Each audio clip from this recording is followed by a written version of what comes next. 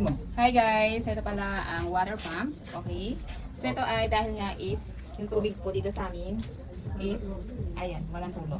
Walang tulo talaga. So itatry namin ito kung kayang humigop ng water. Kasi mataas yung area dito.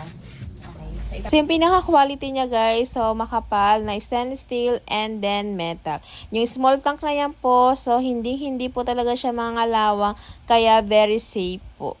So ayan guys, so ito na po yung water pump. Okay, so ang ganda niya.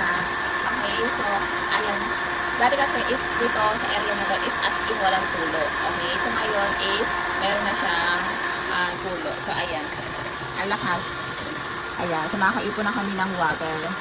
Ayan, laking tulong talaga ng water pump. Kung walang tulo ang inyong gripo, pag mahina ang inyong water, kapag hindi nakakaakyat ang water, lalong-lalo din kapag kayo is may second floor, pag hindi nakakaakyat is pwede po yan. Ayan. Okay, so ang link po is nandyan lang sa ating basket.